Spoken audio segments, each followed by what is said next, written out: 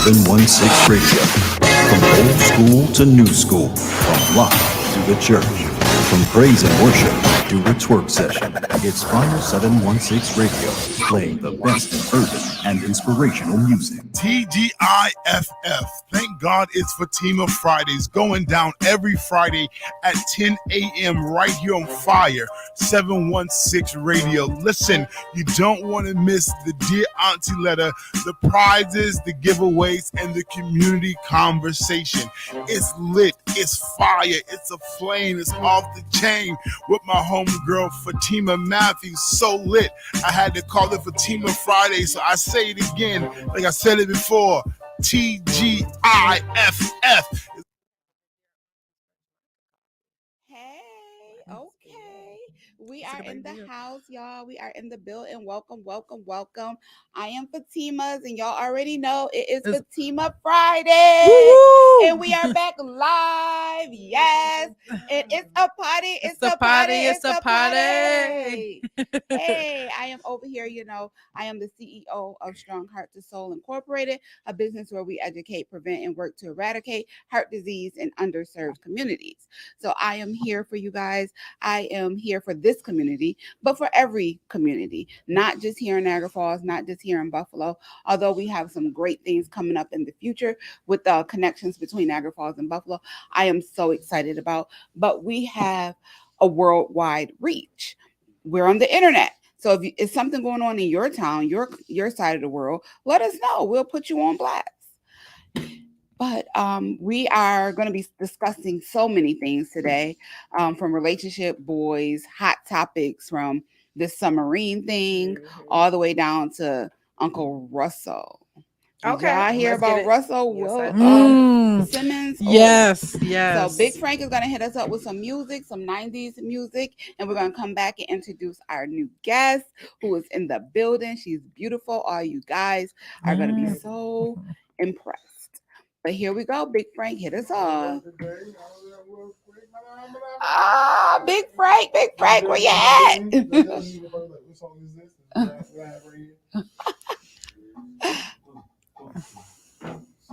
Oh, is this Heavy D? Yes. Heavy D. Yes. 90s music all day, y'all. That's how we do on Fatima Fridays. That's how we do. I think this is the first song. I don't know. Everybody, this is DMP Speaks coming at you. It's not enough to just dream about your ideas, right? You've got to take action to bring about their creation. Time is passing us by, and that time that we have, and we think we have so much time, we don't have the time like we thought we did 20, 30 years ago. We literally, when we get an idea, we got to make sure this is something that we're supposed to do. It's a part of our purpose. It's a part of our life's work. And we got to be dream creators. What's up, everybody? It's Kier here, and Jack Faith Hope Love. We all are facing some type of battle. This time, I decided that I'm fighting back. I just refuse to literally let the battle overpower me, and I want to overpower the battle this time. You have to still go through the battle because I still need to get out of you what I need from you. You can beat it. It's just about knowing to getting into a place of confidence, like, I can beat this. I can get past this. This does not have to consume me. This does not have to... I don't have to wear this on my shoulders at all, truthfully. I can let it go. What's up, everybody? Beautiful Boss LLC, where we empower people and encourage them to be the beautiful boss they were created to be. I advocate for abuse victims, mainly abused children. You don't abuse your children. Like, for example, made to go to bed without food to eat, being sexually abused and raped, that's abuse. Yes, there's so many of them. That's the amazing why I wrote this book, guys, because I went through a lot as a child. I was abused very terribly. And it just, God put it on my heart to write this book to advocate for abuse victims.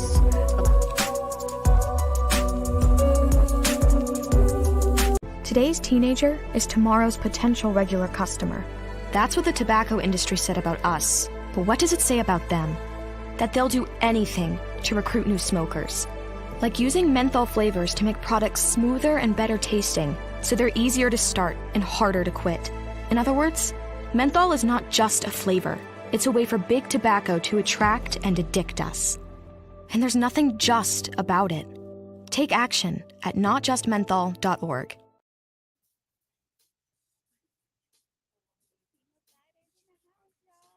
What up, Alabama?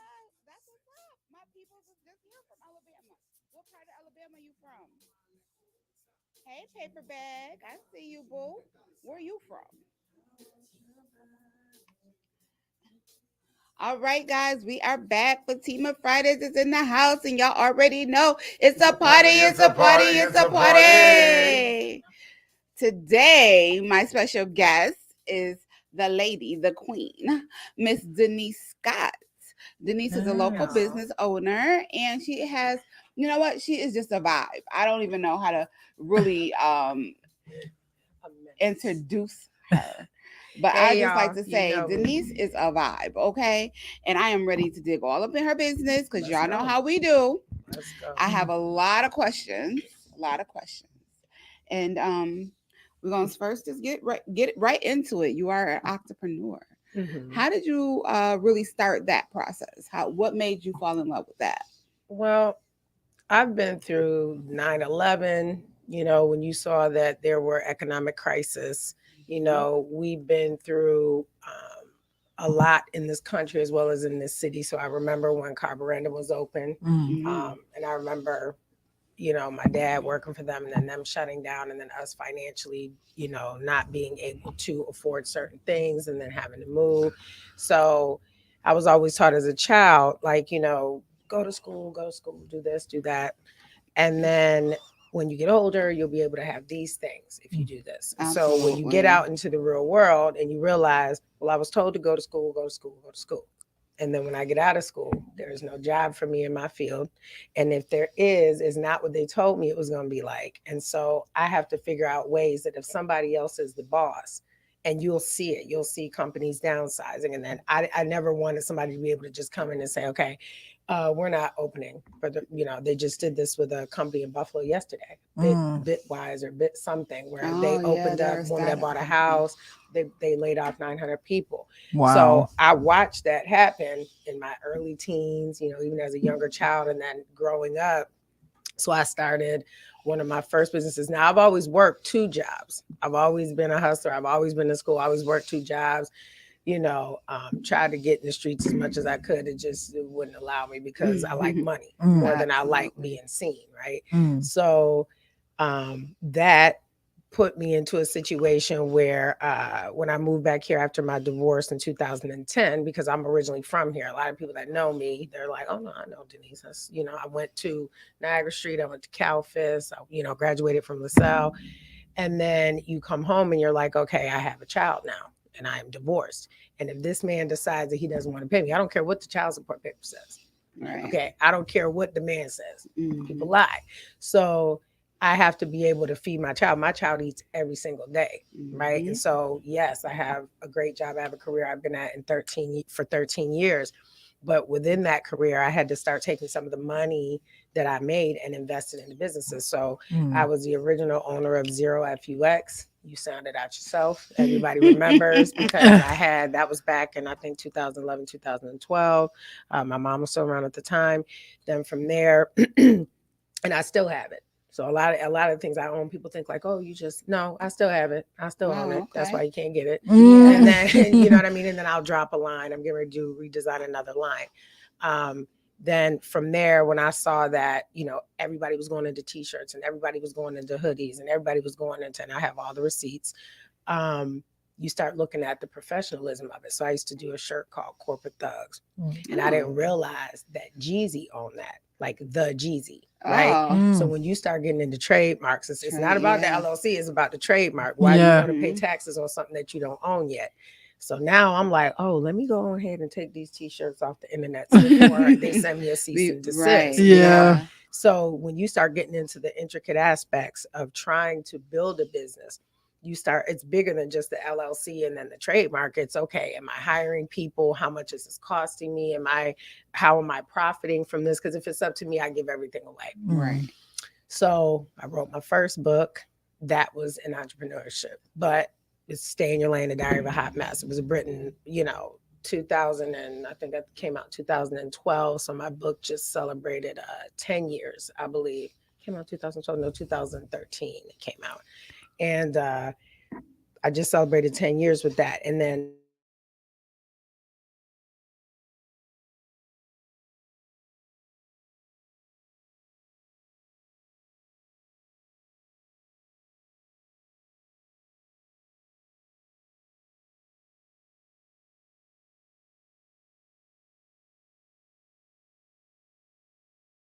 years later.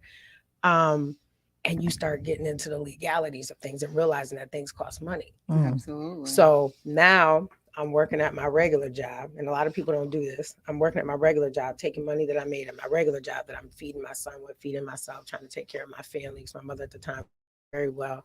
I got a sister in college who's, trying to, figure things life, and she shouldn't have to go through what I went through and, working all these jobs and choosing sleep, or do I go to class? So you look at these things and then you say, okay, so now I'm going to invest this money from this check and put it into my business. That's how hungry you got to be for it to get a return. Absolutely. I've been, I've been dealing with that a lot lately. I have a pretty good job on a regular, I work and I have a house, a family, children, single, but, you literally fight. It's a battle in yourself. Like, should I buy this for the house, or should I put this money into my business that I hope and pray one day will prosper? I know all of us here, D Money Mac, Frank, we all here are business owners. So we all have, fought that some kind of way, fought that battle. But I do believe, because I work hard at my business, that one day it will prosper, and I pray about it. And I like that you said one day, because I think another problem in our community, as well as in all communities, is that we think that the money is supposed to be like this. If we don't sustain that first year, if we don't sustain that first 6 months, I got to get this money back. I got to get this money back. It doesn't work like that. Sometimes you're going to have seasons, just like in any other relationship, where you don't make anything. Right. Right now I own Black House Beignet, right? That came out of nowhere. That was a blessing in disguise. I pay my nieces, and any person that you see in there as a family member directly blood related to me. That was the goal. Really, that was the goal, was to be able that my son didn't have to go work for anybody. Now he chooses to do that, like we discussed, because that's what he want to do. But there's something here for you when you come back. I own other businesses within the Black House family, and you can go on theblackhousefamily.com and see the Black House Beignet, Black House Wellness, Black House Growers. But these are businesses that they're mine. And then I own 716 CBD. I've owned that since 2018 when they passed the USDA Farm Bill. But then when everybody got into CBD, I was like, nah, I don't want it, because everybody want to grow weed. I don't smoke. Right? I follow the 10 crack commandments. I don't get high on my smoke, right? And so 10 crack commandments. Right. I don't smoke. So I drink a little, but I don't smoke. The thing with that is that, you make a product, and that's one of my best sellers. And then you have a product that the banks don't want to, allow you to have five figures in an account, because it has CBD in the name. And in certain states, CBD is still illegal. Right. So I realized that with CBD in the name, 716 CBD, which is trademark, registered, all of that, you have to be careful. So now I have to rebrand that and do all these other things. And then you just pivot. So being a business owner is a lot of pivoting. And I like that you said that if God, you're going to just keep going, because that's what you have to do in business. I mean, sometimes you got to keep going for 3 years. You got to keep going for 3 years. No profit. You know what I'm saying? And then at some point, somebody says, you know what? I really like this. This really works. Or I really enjoy listening to that.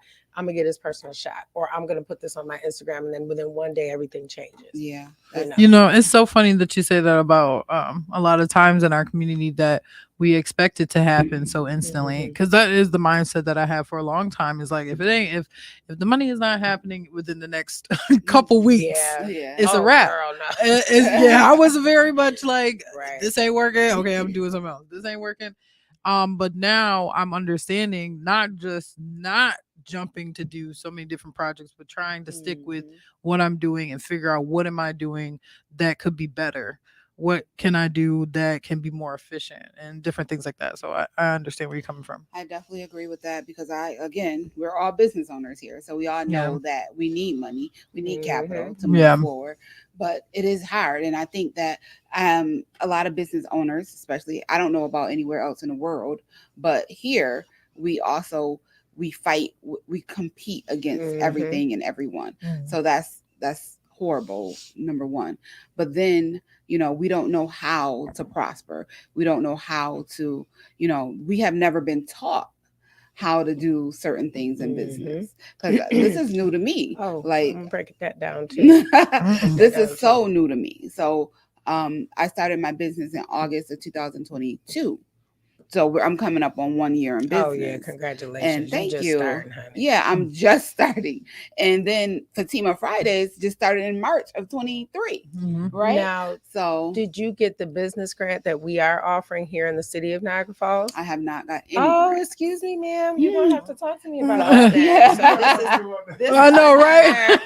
Well, it's for everybody. This is another aspect of business, is finding good mentors and finding people that are either doing things that you want to do and saying, how did you get there? Absolutely. How did you get to a place where you're able to do this? And then I studied them. So I didn't have the mentor in my family. My mother was an entrepreneur, but she did a lot, but she was really creative. She could sew. Like, I can't sew. Like, this will be here. Wear this. And she sewed like prom dresses, things like that. So my mom had actually a successful eBay business around the time Kim Kardashian did, because a lot of people don't realize that's where Kim Kardashian started, was on eBay. She would take her old clothes, like these old purses, sell them online because she was able to get them. And then that's how she flipped it. So we talk a lot about that, but you have to have the mentorship. So there are business grants that the city of Niagara Falls has. And if you're not signed up with Minority Business, I can put you in contact with Miss Dolly, who we actually just sat with Mayor Restaino yesterday at Abbott. And then our last meet with the mayor is on next Thursday at CalFest next week, which I actually went to. This was Abbott last night. There are $25,000 grants for small businesses, especially minority owned, especially women owned, in this area. And you take the grant, you've been in business, they are $50,000 if you are part of the Minority Women Business Association, which I can get you signed up with Miss Dolly. I believe they have another class coming in July. So those are some of the things that is very specific to our city. I never took a grant for any of my business. I granted myself the grace to be able to work. And then I had, I do have Black Farmer Fund, which I'm very thankful for them. Black Farmer Fund has been one of my investors with the farming industry as far as like 716 CBD is concerned, which is also Black House Growers, Black House Wellness. And I'm having, what you said is that we also don't celebrate each other in these spaces. Okay. But you will see that almost in any market that you go to. So it's not just us. There are other people that are like, oh, that's cute, but it's not just our communities. I've seen it in every community, even men. Oh, his car is nice, but mine has a bigger engine and mine has, no one cares. Did you pay for it cash or not? So did y'all pay for it with the same money? So I think what we also don't understand is a business acumen, right? So I had to go into spaces where I saw Black women that were wealthy. I'm talking about like in specific club settings. And I'm not talking about like the tear the club up club. I'm talking about like people have to die in your family in order for you to be a part of the specific country club or this specific. And this isn't, oh, that's just bougie. No, it's not. That's where the money is. Deals are not made in Applebee's. I'm sorry. They're not made over, sandwiches, eating at the drive-thru. They're not. They're made where the other people that have money are. So if you are not putting yourself in spaces where people, like for you, I would recommend going maybe to seminars. Now, don't do none of the mean girl conferences. Waste of money, waste of time. Read the reviews. What am I, Fatima, going to get out of going to this particular thing? Because I had to start saying no to a lot of stuff. I'm not going to that. How is that going to make me money? Okay. How is this going to affect my life in a positive? Who am I going to meet that I'm going to be able to connect with? I just need one person that I can connect with and that I can piggyback some ideas off of. If you're going to places just for the sake because somebody invited you and you feel honored, don't, because it's a waste of your time. Yeah. And I'm tired. I'm sleepy. I would rather take a nap than to listen to another woman tell me how she did this. And I know your boyfriend is a drug dealer. Don't do that. Don't do that. Well, guys. Right.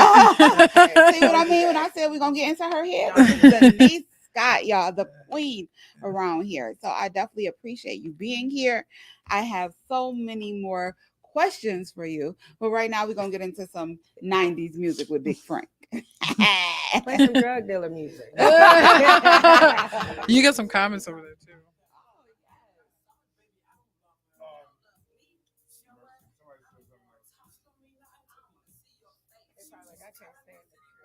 Johnny Bravo said, peace to the collective. Marietta Evans. Yeah. Go for you. Good for you, Denise. That's my girl. That's my girl. Les Smith, sometimes people don't want to share the game. Delonte said good morning. About the gatekeepers. There's gatekeepers. We'll talk about them. Hi, Lisa. Yes.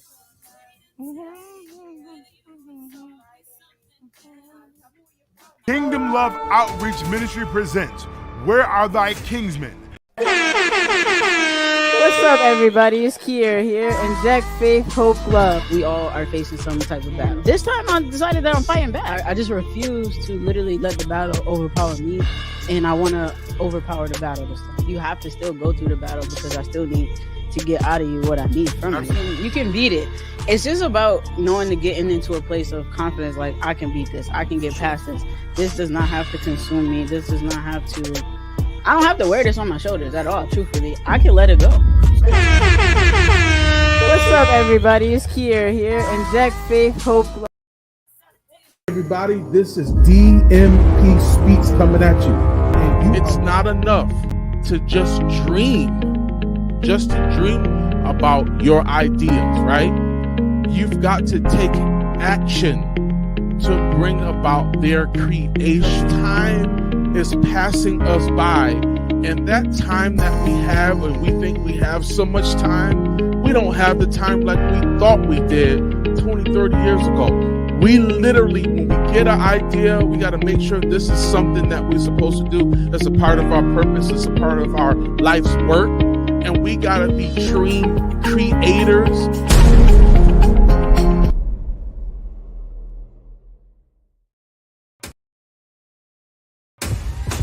You're locked into the vault with Dante Mound on Fire 716 Radio. Let's go. This is engaging the youth.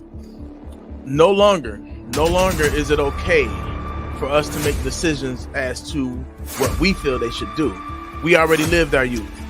You know what I mean? So it's time for us to, God gave us two of these and one of these for a reason. We need to listen and watch more than we do a lot of talking. So you can't, everything is changing, you know what I mean? From everything outside to how we feel and everything, because it's two different worlds we live in, two different generations. So I definitely get where it's hard to communicate and hard to come to an agreement on one particular thing because you see it from your eyes, and from your perspective, but I might see it from another perspective. So.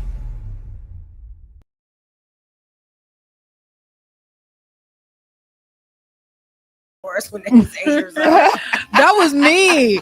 I used to record on the radio with the cassette tape. Oh my! I would record myself onto jazz songs, singing my heart out.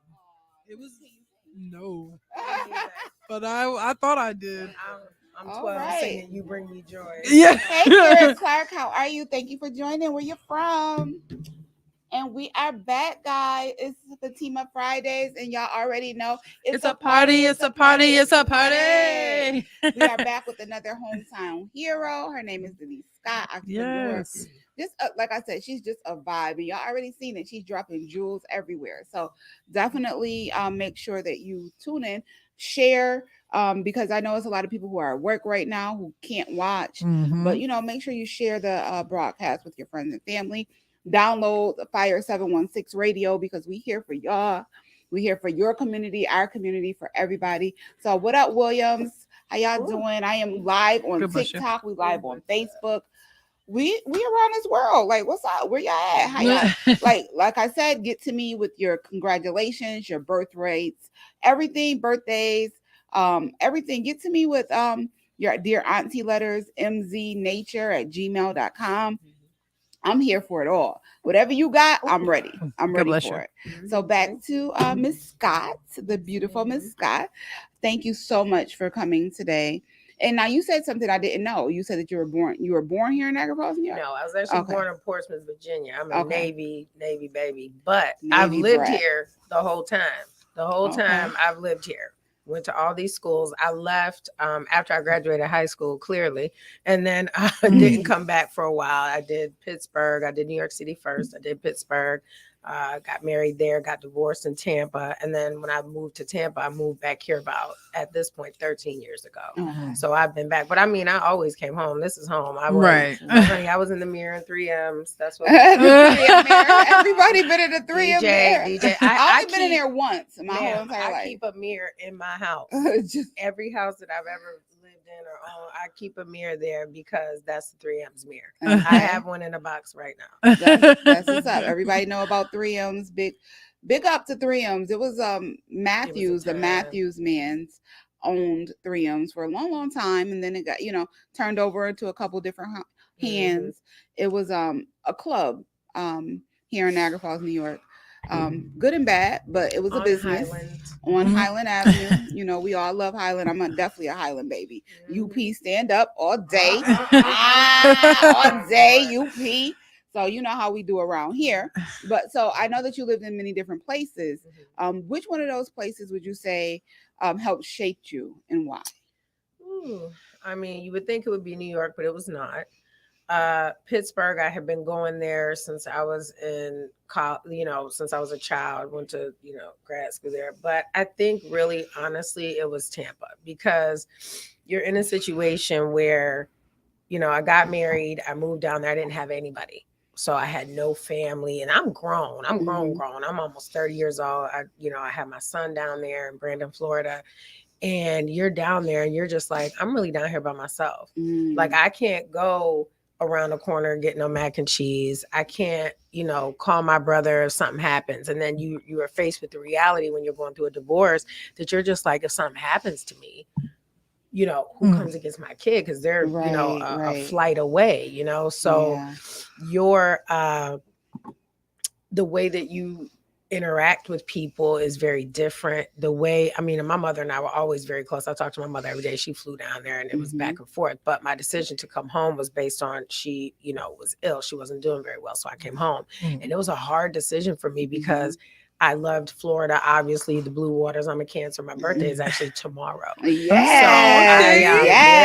be 48. So you are down there and you're just like, I love this place. This is, where everything you can dream of. But I had so many chaotic things that happened to me down there. A lot of bad things, like, your divorce and just a lot of traumatic stuff happened to me. I was attacked. I got stabbed in the face by this girl I didn't know. Like anything that you can think that just was a fluke that could happen. You're just like, of course it happened to Denise, because it was the one time she went out for somebody's birthday party. Somebody mistook me for somebody else. She's talking. I don't like to talk. You know what I'm saying? She hits me in the face with a glass. Now we in a bar brawl. I end up having to sue these people, and then I get stabbed all in the face. Then there was that incident. And then it was just repetitive. It was like I was being spiritually attacked. Wow. And so at that point, when you're trying to stand still and God's like, no, you're gonna go. Right. And now I realized that I was being forced to come home because my mother wasn't well.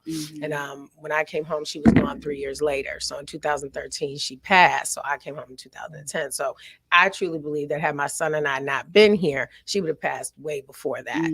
Because, in death, people sometimes hang on a little bit longer for you. They want to be okay. But I think Tampa is what shaped me, because I'm like, I'm really down here. There's real bills down there. Ain't no, $700 and $800 rent. Your rent or your mortgage is $2,000 and $3,000. I was just in Tampa actually, like 2 weeks ago.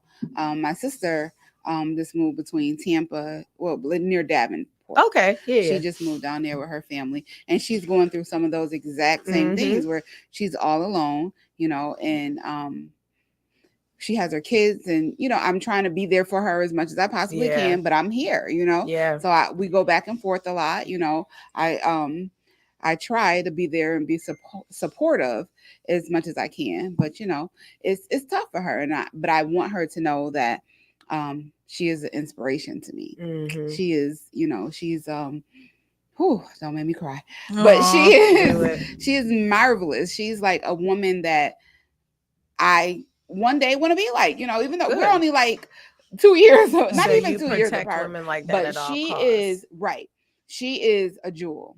And my sister, I don't know if you're watching or not, but baby girl, love you to death. Both of my sisters. My little sister, amazing. She just graduated from NU, got a full ride scholarship to a school in Boston. Yeah. Like just amazing women. Like my dad has passed on a couple years, 2009 or 2010. 2010 he passed on. No, 2009. But he birthed some amazing women. And we always say Tab's girls because his name was Taboo, but he didn't get to see it as much, as we wanted. But he is with us. We definitely believe that. He is definitely with us. And I think that if more people realize that you have ancestors that are literally sitting here like, no, or get out the way. Right? If you knew that. So first of all, if you knew where you came from, you would know where you could go. Right? Absolutely. So I come from a long line of just top tier behavior. Okay. I come from a long line of foolishness and menace, but in that there were educated people. There were people that were out here doing things, that were pioneers in their field. My family in Pittsburgh, the Turfleys, the Arringtons, so for me, being mediocre is just not acceptable. People say, why you do so much? Why you do so little? Right. Okay. If I can't do it the way it needs to be done, and if I can't execute and finish something, I just won't start it at all. So that's a relationship. That's anything. That's being a parent. Shout out to all the parents that had limousines and balloons and they did for prom. They went out. You know why? Because it's none of anybody's business what you do for your children. Oh, they still live in the project. So what? Oh, they probably don't have an IRA. You don't either. So right. You know what I'm saying? And you don't take care of your kids. Worry about that. And that's so if you know that, and you know that you have ancestors on the other side that are following you, that are guiding you, nothing is a coincidence. Right. I saw that 3 times today. Okay, it's a message. Ding, ding, ding. And then if you take that with following through with things, we would get so much further than trying to tear each other down. So one thing I always tell women is, I said, I'm never mad at other women. Right. But now I'm in a situation right now where I'm being disrespected by this woman, if that's what we're calling her, because I'm going to say it. I do business and I try to give business to our community. Right. And I'm going to just go ahead because I don't really appreciate this. So when you're hiring people, my first thing is, okay, are you licensed? Are you this? Are you that? All right, this is amazing. And so because I work with a group called Black Farmer Fund, they will, if I say, hey, I like this building and I can prove it, which I can, okay, because I'm not rejoiceful at tax time. I'm not, okay, because I owe, okay. I don't need to steal from anybody. I don't need to do any of that. And in fact, if you feel like that, here, just take it. Okay. Because I can go get that 10 times over, whether that's your man, your father, $50. Not your father. Your uncle. You can hear. Go ahead. Just take it. That's for you, baby. Okay.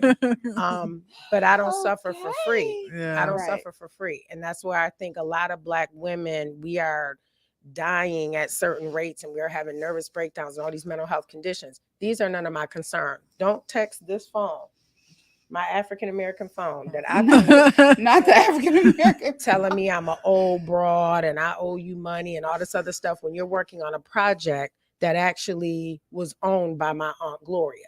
Okay. Don't do that. Don't do that when I just signed off on a letter, okay, for a museum for y'all to get a grant for $50,000. And I had to rescind that letter today because you don't text my phone threatening that you're going to call my investor. I don't do threats. We just move. We just make the move. Yeah. That's everybody's Black's problem. We want to tell everybody what we're doing before we do it and then get mad when the police show up. You know, Yeah. and then you want to get mad when your house get foreclosed on because you told everybody that you was over here doing this, and this, but you wasn't paying your mortgage. So at the end of the day, I don't like being accused of trying not to pay somebody when I done already put over $130,000 into that house. 40,000 of it was stolen. Okay, I had to go to court. I call lawyers. I don't argue with people. Right. Okay, especially men. I let men argue with men. You want to argue? Bet. Let's just call him. You argue with him in court. Okay, when you get old, it's not about the skibbity paps anymore. So what I'm not going to do is get a love letter from a woman who is in cahoots, which I didn't know this. And this is another thing. So what you were talking about, gatekeeping, right? Gatekeeping happens for two reasons. Number one, because we don't want you to have something, okay, because we're not solid enough in ourselves to say, I'm going to show you how to get it. Because here's my thing. I can show you everything that I did. If you are just not that woman, it's not going to happen for you. Yeah, it's not not. going to happen for you. So I could get here, take it. Here's the recipe. Here's everything. You do it, and it's not going to be the same. Yeah. The other reason gatekeeping happens is because you weren't ready. And it's not for you. And so I can tell somebody, you might not want to do that because you might be better suited over here. That's not gatekeeping. That's me saying you suck at this. You are phenomenal at that. Focus on what you're phenomenal at, because I'm not phenomenal at everything. Right. Okay. And so when you have people, Black women, calling your phone, threatening to call your investors and things like that, ooh, this is a missile. So you want to go. Let's go. Yeah, that's You don't crazy. threaten me. And see, the problem is that she had a relationship with somebody that, you know, we cool and whatnot, but there was some animosity there. Yeah. You could have never thought, if I would have known that this person was in a relationship with that person, I would have ate a Heineken bottle hot out the stove before I would have did business with somebody like that. I don't do that. I don't do that because and this is the thing, just because you forgave somebody doesn't mean I did. Right. Okay. Absolutely. We don't have to speak. We don't have to whatever. We could do all that. I don't like you. You're a bad person. Yeah. I hope that when hell opens up, it takes you first. That's where I'm at with some people, because you did something to a family member or a loved one of mine. And so because they forgive you, and a lot of men need to understand, women are treacherous. Okay? Very treacherous. And I think that the people that were involved in this business deal didn't understand, oh, everything's cool.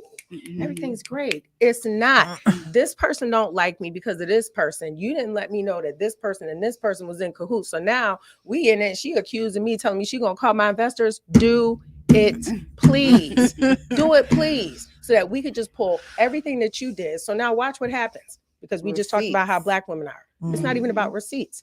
Now I pull a letter back from a $50,000 deal that you could have got. Because you're not going to talk to me like that. I don't do the disrespect. And now because of it, I'm yelling at my brother, you know, my god brother, because you should have known that this was going to happen.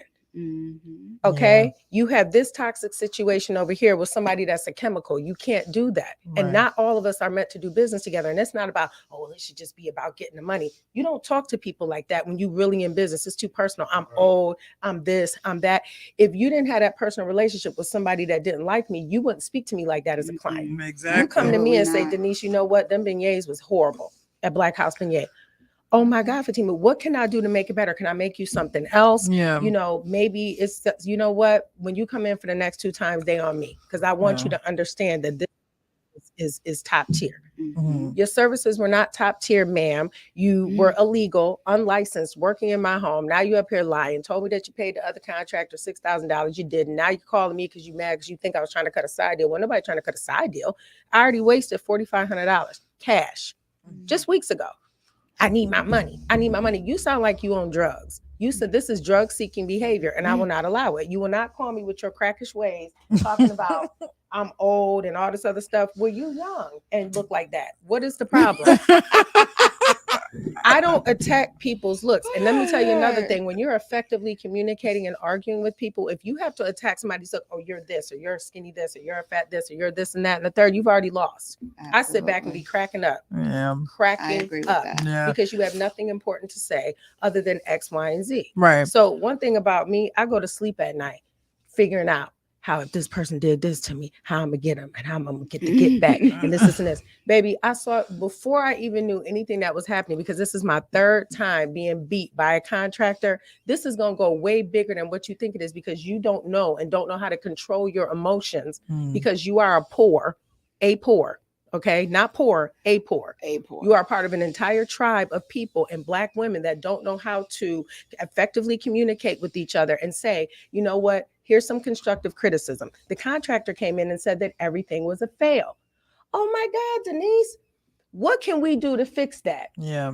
Because you know what, I thought it was maybe an Erie and Niagara County issue, but what you're not going to do is threaten me. I don't take kind of threats, not about me, not about my family, not about anybody else. And then I don't find out till later on that there was a relationship with the contractor and somebody that I know that she can, like, she likes me, she don't. And you have done somebody in my family wrong. You do something wrong to me, I'm a Cancer. It's on forever.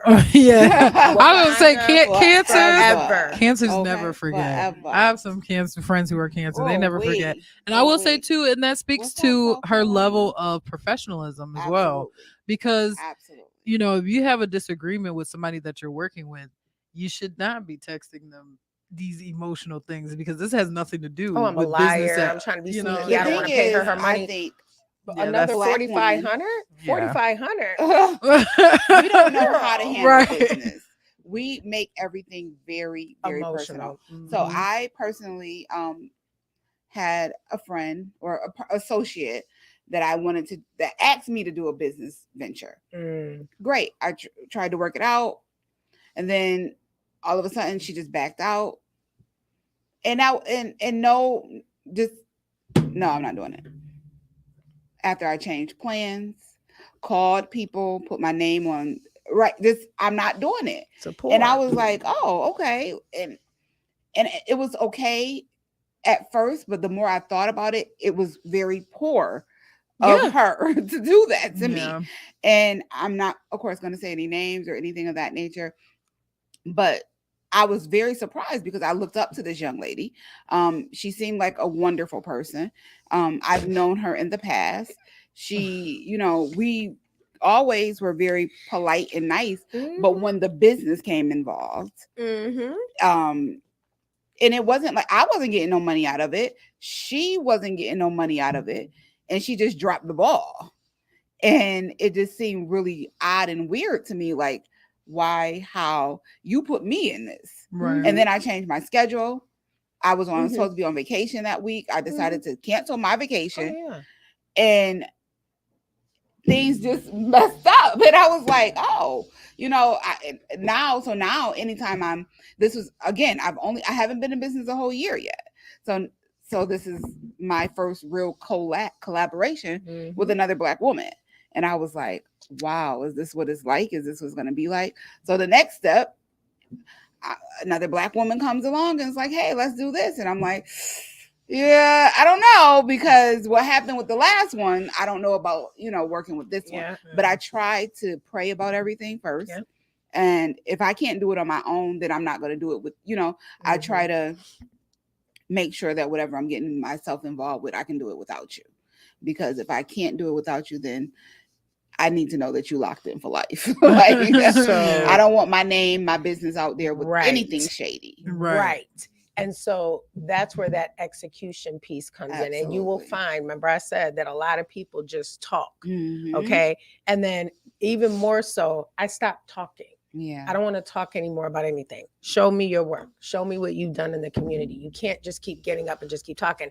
I've met women, and this is when I was in my mentor phase. Now I'm not. You can starve to death. I don't care, because you don't care. I don't care. You don't want to feed the kids. I don't want to feed them either.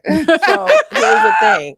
You know, there is I'm saying. So I did a show one time on my podcast, Day in the Land with D. Scott, and it was called PPM, and it was Poor Poon Management. Okay? And here's my thing. My dad was very specific about certain things, and one of them was this. And I think that it's an important piece of my life.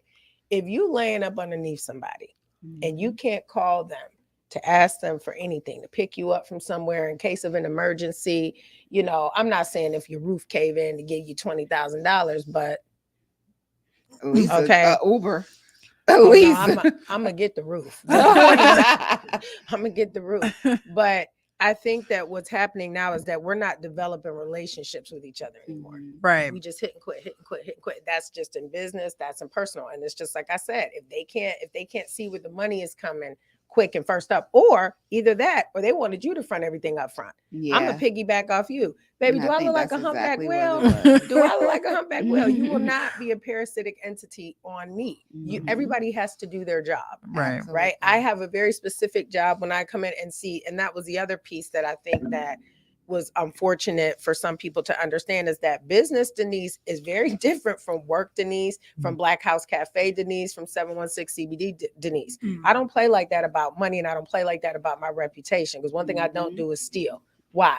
Right. I could go get $4,500 right now, but the point of the matter is you didn't do what you were supposed to do, and instead of you accepting. And then here's another thing that you need to learn in that situation: silence is never misunderstood. When they quiet, I don't want to talk to you. You don't owe me any conversation. You told me everything I needed to know when you stopped talking. When you stopped talking, my girlfriend Kendra used to say this: silence is never misunderstood. I don't misunderstand it. I don't read into it. I was not supposed to do business with you. And I have found, and this is a horrible thing to say, when I met Black farmers, which in the beginning, Black Farmer Fund was headed by all Black women. I literally cried, and I told him, I said, this is the first time I've had a business relationship with Black women that was successful. Okay. And these are people that are in Forbes magazine. So what does that tell you? The level at which you are, trying to communicate with, I can't understand what you're saying, because I'm not supposed to be at this level with you. That's why those relationships for you didn't work. Right. You understand what I'm saying? Because you're not supposed to be here. Maybe you're supposed to be over here trying to talk to Tom Joyner or trying to talk to somebody else. If something doesn't happen and you done change your schedule, I stopped doing that. Let me see where you made the rent-a-car reservation. Let me see where you booked your ticket. My son went through that. My son bought $500 tickets to go see Deftones. I don't know what it was, some group. And he's like, oh yeah, Mom, we're gonna go. You do it. And I'm like, yeah, okay. So I went on there, bought the other ticket, because I already knew they was gonna back out on them because they don't have it, and they're kids, and that's fine. And I love for people to be able to dream, but don't dream on my dime. Right. Don't dream on my time, and just don't waste it. I don't even get enough sleep. I don't have time to have somebody to pitch something like that. Girl, I'd have been at her house. I just want to tell you about yourself really quick. You don't even have to open the door. I just want to let you know I saw that. I didn't really appreciate it, and don't call my phone no more. And then we done, so that you don't have to deal with that. So you didn't do anything wrong. It's just that sometimes they think that you're supposed to foot the whole bill, or you're supposed to take care of everything. And I got tired of doing that in relationships that I was in business-wise. I'm paying for everything everywhere we go. You don't got no shekels at all. You don't have nothing. You just came here with a blanket. And, okay. You didn't come here with any snacks or anything. Who? Reese. Hi, how are you, Reese? If you have any questions, concerns, or want to, speak to our guest today, Denise, definitely type it in the chat here. And if she's giving you life, because I know she's giving me life. They're like, we know type her. it in, and we'll get that information to her. But Big Frank is going to hit us up with some 90s music. Hey.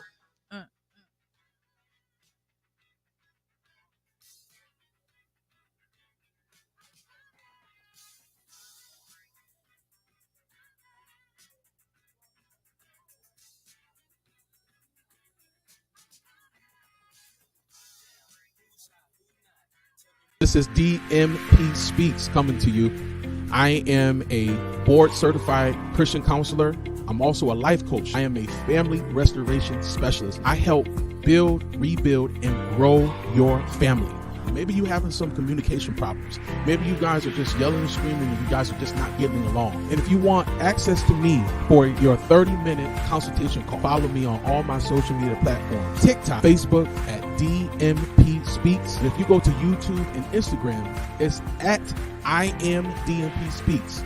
Download Fire 716 and click the link.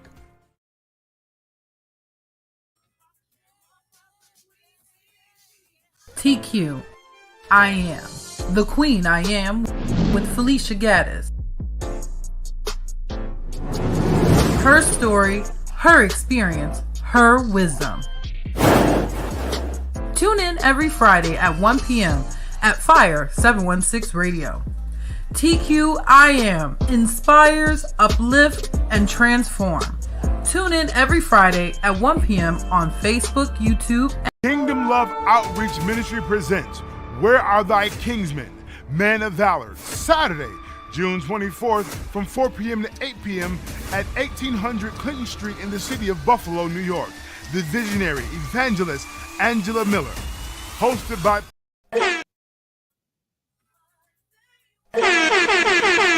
What's up, everybody? It's Kier here, and Jack, Faith, Hope, Love. We all are facing some type of battle. This time, I decided that I'm fighting back. I just refuse to literally let the battle overpower me, and I want to overpower the battle this time. You have to still go through the battle because I still need to get out of you what I need from you. You can beat it.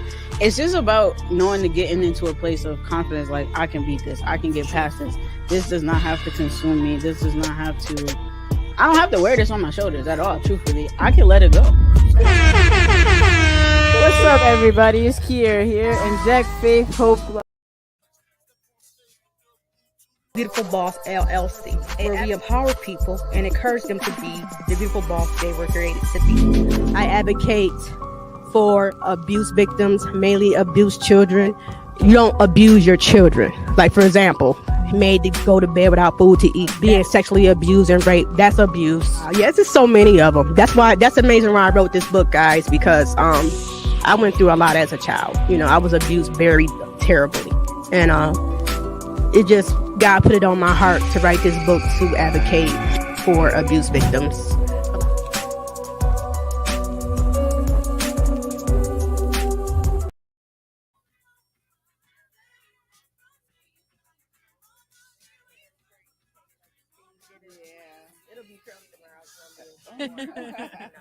We try because we have to see the growth. It looks nice though. It does. You're welcome.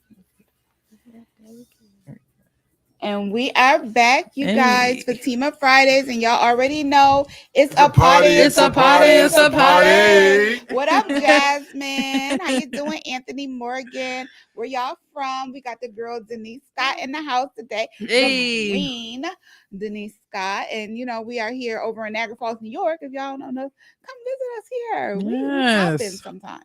But Fatima Fridays and 716. Fire 716 is always popping. We got you. Come on and visit us. But I want to go back to talking about a few different things that we talked about. So I want to ask about, you know, with the top shooting and things of that nature, the smoke has kind of cleared. How do you feel about the movement? What's going on now? Do you see many changes? I know everybody's DEI this, DEI that, you know. Do you think it's moving in the right direction, or do you think things are staying the same? As far as in Buffalo with that situation? Well, not just Buffalo, around the world. Like, because I know that it's been a lot of different things that are happening around the world. So with us being the only Black radio station here in Niagara Falls, New York, we try to, you know, get out to our community. We try to help our community. We try to help all communities. But I feel like we're kind of staggered a little bit because with us being the baby, nobody lends a helping hand, you know? Correct. So I think with the Tops mass shooting, I think it was preventable. I think that it was one of the most horrific things that happened. I think that it could have been prevented. I think that mental health needs to be sought after. But I also think that the governor was dead wrong for not passing the bill. That would have helped the victims' families based on age. I think that she came in and did a sham job of that. And I usually don't speak out about government because, you know, but I think that was wrong. I think that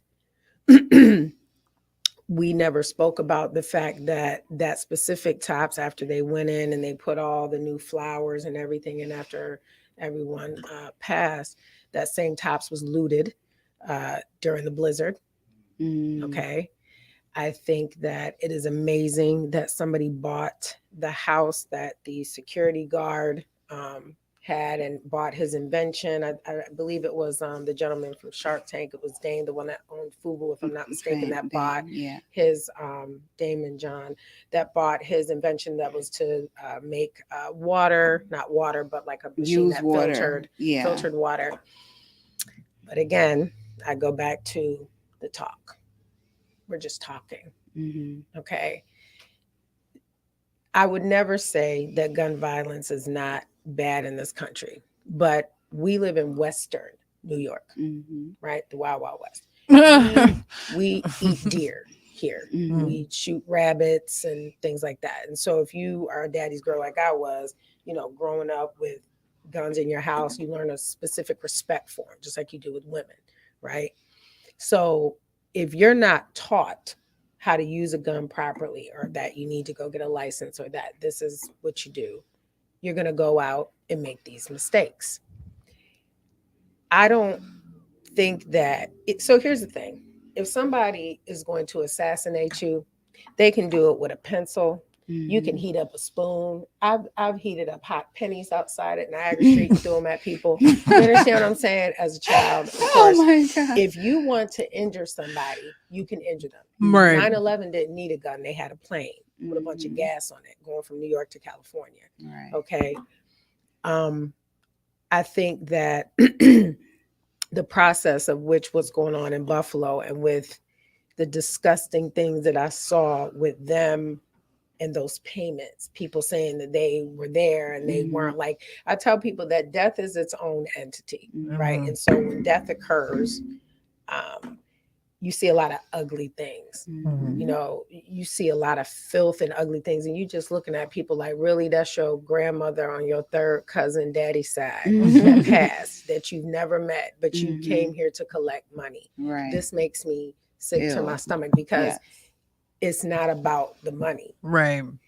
What are you doing to commemorate the people that passed? There is post-traumatic stress disorder that's now associated with this shooting. I don't rock with tops anyways, because they're too expensive. So at the end of the day, like, and then I'm just like, really? And they do that because we are in food deserts, and they know that the large percentage of people that are going there can't get anywhere else, but also are using state services or using assistance. Okay. If you had to go into the grocery store and spend your real money on food for children and an adult in the house, it's coming out to close to about $1,000 a month. Okay, that's why I wanted to grow my own food. So I have my own chickens. Come here, you know. But it's a lot. But the point of the matter is that when you are in a food desert like what they were, that is why they were specifically targeted. That's what the boy said. So you have to look at a lot of the agencies that knew that this could have happened. You have to look at the fact that when people were saying, oh, you know, we're against, you know, guns and all this other stuff, what are you really saying? Because at that point, I know that if I call the police, I don't want you to show up with a slingshot. Absolutely. Okay. If and the people that are telling you to not, you know, guns are wrong and no one has to use this gun, tell that to your security staff then. Let them use a BB gun then. Let them use the rubber bullets that you speak of. Right. Okay. It can't be a double standard. You have a governor who just got here telling us that we should be doing this, and your husband is literally a billionaire. Life is different for you than it is for us. Right. Okay. Absolutely.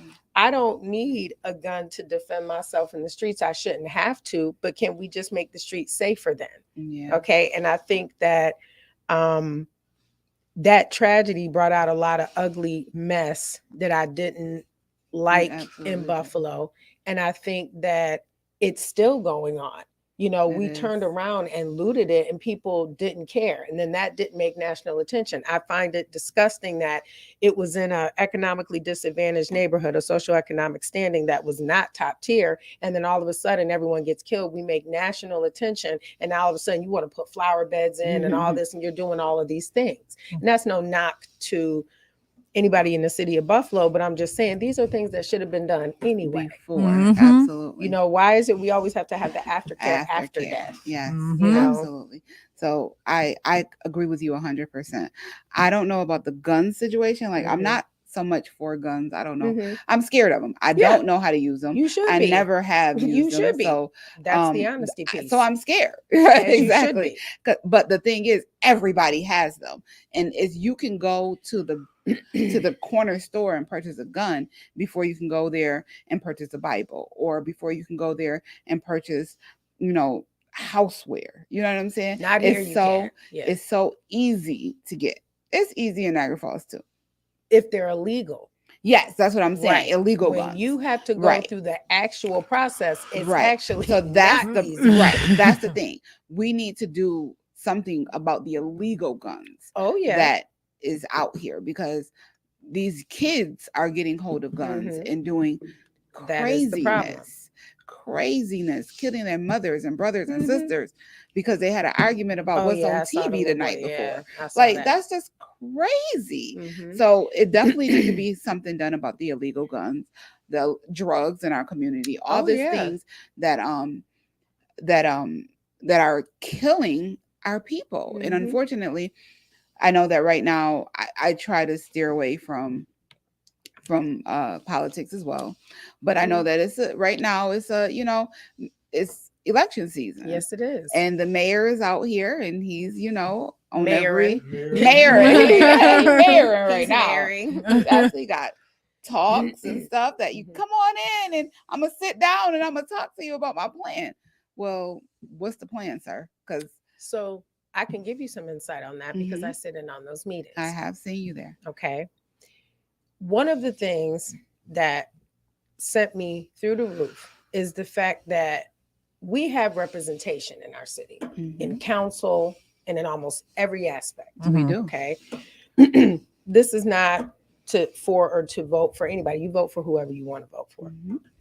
Okay, because I don't really do politics, but I am the chairman of the Human Rights Commission here in Niagara Falls. People say, "Oh, what do you do?" I don't see you. I don't see you either. I don't see you. So one of the things that was actually not voted on and declined was the fact that we were doing a grid, which would allow for street lights, right? It wasn't just lights. There were cameras in those lights. So that whole stop snitching and snitches get stitches, it avoids somebody's grandmother from having to go down to the police station to say, hey, I saw Lil Ray Ray in them. Okay. Always Ray Ray. And Tyreek, or whatever. And Jasper, they did X, Y, and Z. It avoids that. And so a $10 million deal that shouldn't have been up for recycling or rebidding for another 2 years was scrapped because people chose that, I want to have this and I want to have that, and I shouldn't have to talk about it. It's not just the lights. If you can't see somebody, 90% of the time somebody will say, well, I didn't see it. I don't know what color car it was. Whole color be wrong. I thought it was white. It was a silver car. I can't see anyway. I got astigmatism. So the point of the matter is, a lot of people don't realize that we have a person, her name is Morgan. She actually lives in DC. She was either the police chief or commissioner. She lived right off Highland. Okay. When I saw her back in 2000 and probably not even, you're talking 10 years ago, Washington, D.C. had the entire city on a screen all the way around where you could see, and people were getting tickets, speeding tickets, parking tickets sent to their house. Absolutely. We are decades behind major cities, but we want to talk major city talk. Okay. People talk about tourism, right? That's the big talk. But guess what? What is our commerce here? Where does Niagara Falls make money from? Is it from the water from the falls? Are we bottling it and selling it? No. It's from tourists. $750 million every summer comes within a 10-block radius of that casino. Okay. And a lot of people don't understand that. All right. So when you're talking about, what can we do to make things better? Do you think that we want our grandmothers getting robbed and tourists getting robbed saying, oh no, this is terrible? No, you install the lights with the cameras on them. It's not a conversation. I saw you, Tyreek. Okay, you and Monet. I saw both y'all. You know what I'm saying? In the G-Wagon. The plate is right here. You understand what I'm saying? Yeah. And what people don't understand is that when you don't allow for those forward changes, you are contributing to the culture that is allowing your grandmothers to be robbed, tourists to be raped. your cars to get broken into. Maybe all your kids would still be in your driveway if we had cameras that would have caught it. And they're not just talking about specific street corners. It's not just going to be in DeVoe. It's not just going to be in LaSalle. All over. Okay. Everybody was so concerned. You guys put everything on Snapchat anyway. Yeah. Okay. So when you sit there and you don't vote in favor of things that are going to better the city, are you in cahoots with the people that are making it worse? Do you understand what I'm saying? This is criminal enterprise. Why would you not want our city with that amount of money coming in a 6-month period? That's phenomenal. Really, it is. We are not a broke people here. Okay, if the money is there, so when it was re-voted on, it was passed by the grace of God, because at the end of the day, we deserve LED lights. Do you? I don't even know what that is outside. I can't see. Okay, I can't see. Right. When I lived in Tampa, we had lights. Okay, when I lived in New York, there were lights. So why do we as Niagara Falls want all these things that cost money, but we don't want cameras in the street lights and LED lighting because we are antiquated? Why? Because if you support criminal enterprise, now everybody going to jail. Yeah. Okay. So then if you're really an entrepreneur, do what entrepreneurs do. Go get money legally, pay the taxes on it, and mind your business. That's it. So when we do things like that, right? Everybody's it's always the lesser of two evils. That's what politics is. And in a city this small, there really isn't Republican and Democrat. It's what's going to be best for the city. What's going to be best for my community. Yeah. What are we? So, the mayor answered a lot of questions about the road. Come to find out, a lot of these roads belong to the state. Right. Not us. We did not know that. Yeah. I didn't know it either. When you sit there and then you want to accuse one man of something, and then we are the contributing factor in the city, you can't do that. So it doesn't matter to me who you vote for. I'm just telling you what it is. Okay. So you can't say like, oh, it was just about the street lights. No, there's cameras in the lights that would effectively help people. Hey, I got mugged. I didn't see who it was. Oh, we caught him over here. Okay. We caught him over here. I specifically, when I go to airports, leave like 2 cents worth of gas in my car. I'll drive that car all over, because you know why? We don't have cameras, right? So if somebody steals my car, at some point you have to go to a gas station within the next 10 minutes. So I know that if my car gets stolen out the airport parking lot in Buffalo, somebody is going to have it on film, because you had to get gas or you're abandoning my little roller skate car. Okay. Those are some of the protective measures I shouldn't have to do if we have cameras where they need to be. Right. Hey, Barbara, I definitely understand. Everyone has so many opinions. Yeah. But aren't really. I will say this. I commend Mr. Nix and Unica Lewis, because they have got out. They fought so many African Americans to the voting polls. I went and voted early the other day. I did too. And when I see people that I grew up with going in there to vote, I was like, oh, word? Like, oh, now you voting now. Like, and that's a big thing, because for so long, we just didn't do that. Unfortunately, we felt it didn't make a difference. So make a difference. Whatever. Yeah. But we see that in one of the last elections, Bill Kennedy lost by one vote. Yeah. One vote. So yeah. I think, I'm sorry. I was just gonna say, I think that sometimes, it does take someone who a person can feel more relatable with to explain things, to understand and go forward and do certain things to help. As far as like with the cameras and the city lights, I think that's an excellent idea. But personally, I don't go to meetings and different things. I don't do the and I feel like it's one of those things where it's like, if it, in my mind, if things have been going on for this long, right? And then you look around, and as the time I've grown up, I've seen things get only worse. Yes. I haven't seen anything get better, especially my community and neighborhoods I live in. So it makes you kind of feel like hopeless. Yeah. Like, what is the point of doing anything? Because the people who have gone and they've stressed themselves out and they've gone above and beyond and they continue to push, but nothing is getting better. It makes you just go, what's the point? And even with the mayor, like I've seen him from time to time in different areas, but I don't understand what you do.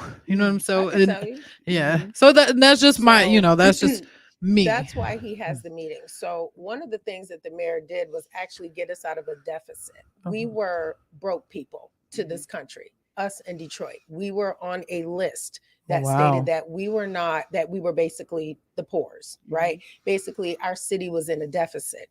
All right. He was able to get us out of that deficit, get funding for certain things that was not able to get funded for before, and is putting up splash pads. He's doing, all these different things. But you can hear that at CalFest next week. I'll be there just to introduce them. Like I said, doesn't matter to me who you vote for. But here's what also we cannot do. Just because you're the loudest one in the room does not mean that you're the smartest one in the room. And I think that a lot of, and I said this earlier, everyone would be suited. I have to find somebody that is better than me at something, because if not, I won't learn. Right. So I have my auntie and Miss Beverly, a woman that I talk to, and she runs like a clinic out of Buffalo and things like that I talk to, because I'm like, okay, how do I make these moves? I have my sister Lisa, who I have to literally, because I am ghetto, okay, I have to ask her, and I work in a hospitality industry, and then I turn that off and then go run a business where I'm, and I have to ask her, how do I say this, in a professional, no, not offended. I don't care if I offend you, because it's going to be the truth. How do I say this in a professional way? So like, when he's like, because if you F around and you find out, I was like, how do I say that in a professional way? There seems to be some disconnect. And so the disconnect comes when you have people that are running for office that it just sounds nice. And you have no idea what the job actually entails. Because if somebody would have told me motherhood was like this, no, you didn't tell me about this. You didn't tell me about the abandonment. You didn't tell me about divorce. You didn't tell me that I was going to be a single mother, whether I was married or not. You didn't tell me that. And I have somebody in my family that's going through that right now. So when you look at some people, it breaks my heart to know that information is power, right? Absolutely. And when you don't have certain information, I think a lot of people would be upset to know that there are certain things that could have been avoided because you didn't have the information. So now, because you don't have proper information, you are spreading something. You think that, do you honestly think somebody's just going to give you $100 million in a bank account and you're behaving in this manner? And you have no experience doing that. This is not a game. Right. Okay. And then you tear up that budget. What makes you different than the mayor before that? Right. Right. Everything here is not talk. So remember, I told you, when you get to certain levels, there's treachery. But then when you get to another level, it's like, okay, I look at people and say, what can I learn from this person? If I can't beat them, and if I can't be like this person, what can I learn? But see, what happens in the Black community is we get to offending people. Well, F you, and you the devil, and this, that, and the third. And it makes it very difficult for the aftercare after a political race is over, or after you done insulted me. I can't go back into contract with you. You got me all the way twisted if you thought that I would ever, in the history of Negrodom, do anything else with you. Okay. And so it's the same way with politics. I think a lot of people would have been better suited to sit down and say, what does this job actually entail? You can't just go to a bunch of council meetings and say, oh, I think I'm just going to do this. It does not work like that. I don't care how many books you've read. I don't care. I could read 1,000 books on scuba diving. Okay, let's get to that. In the water? Am I in the water with sharks? No, I'm not. I could do a little knee. I could do a little knee water. That's all I can do, because no matter how much you read, it's not going to prepare you for actually putting that into place. And now you have to watch people's temperament. You have to watch people's temperament. I have to check your resume now. Okay, there are certain things that are not allowable in politics because we are in conjunction with other cities. We're a border town. We are a very important town. Did you know that Niagara Falls, because of our energy capacity over at the Power Authority, we're on like the top 3 hit list if there's ever some type of bombing or some type of nuclear attack, because this would take out the entire Eastern Seaboard. Yeah. We are not a small little, quaint town, somewhere else. No, we are actually a very mighty town that needs somebody that's like, I'm experienced at this. I'm going to go in here. I'm going to handle this business. This is what's going to get done. I'm not going to have these emotional exchanges. I'm not going to do this. I'm going to be mentally healthy. And I'm going to have people on my team, okay, that look like you and that look like the rest of the community, because he does. And this is how we're going to get things going. You have conversations with people. You don't talk at them. You don't argue with them. You don't insult them. If we learn to have conversations instead of accusations, then I think that a lot of this would have been easier. If I see that there's somebody I can't defeat, like I can't, listen, back in the day, when you find out your man doing what he's doing, you just ain't gonna leave this girl alone. All right, well, I need a new car. And then you say, this is back in the day, and then you ask the girl, have you been to the doctor's, baby? Have you, you know what I'm saying? Are you well? You understand? Yeah. Saying, we owe you any money, so there's no lawsuit. Can you sign this? You know what I'm saying? Like, disclosure agreement. Yeah, it's disclosure agreements, because I need to be, clear that since this is something that's gonna happen, and I don't suffer for free. If I know that this is inevitable, that's why I don't like when people say, well, I would never do this. And if I was doing this, I would do that. You don't know, because you've not been here. There. Right. Okay, I would never yes, you do. You I see Mr. Cecil all the time. And I know that's not you in the car. Like, you know, whether you admit it or not. There are people that know what's going on. And if this is what you have to accept, even in politics, it's like, okay, if this is what I know is going on, and this is the best choice that I have, what am I accepting when I'm entering this? I don't want somebody that cannot hold their temper, because I'm chaotic, right? So if you and I have a disagreement, now I got to go on a live. Now I got to go on a live. Now you hit me with a shovel. Now you understand what I'm saying? This is not appropriate. And now we're being attacked. A lot of people don't understand. A lot of the stuff that was going on in those council meetings, those things get talked about in Albany. We are a laughing stock. Why are our council meetings 4 hours long, 6 hours long? You came here to do what? Right. Okay. One of the greatest gifts that we have was to be able to vote. People fought for this. And then you just gonna sit here and be like, no, I'm just not gonna do it. I don't care who you vote for. Just do something. Because if you do nothing, and so I do commend him, Demetrius and Uniqua, because I know them both, for that. Having a voice and doing things. But I think everybody would be better suited to do a little bit of research, because if they would have done a little bit of research, then certain things wouldn't be new to them, or they would understand that certain things about debates. We don't get to come in there and talk about what we want to talk about. You are here for the people. Right. And I know what Demetrius's plight is, and I feel for him, because I know that he's been a business owner in Niagara Falls for many, many years. I've, known him since Niagara Falls Street News, all that stuff. But politics is nasty. Okay. And it gets real nasty. That's why I won't do it. Because somebody got one time to say something about my child or something like that. I'm like, and I know myself, and that's why I can't do it. They're like, no, I'm just better suited back here. Let me just I'll be in the those are the things. I'll be in the background, anything you need, but I can't, because I know my temperament.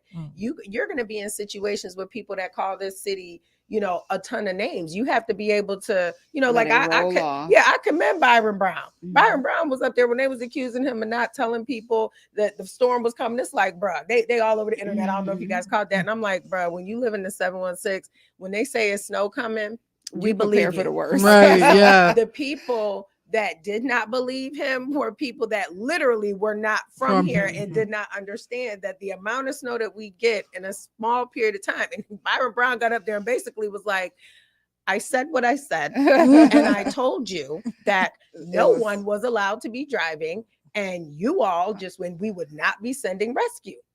Okay. And I love that, because he stood on that. He was like, I said what I said, and y'all didn't listen. Y'all wanted to go to the store. You wanted to go over here. How many people got caught at their side man house? You know what I'm saying? Imagine getting caught at your side dude house.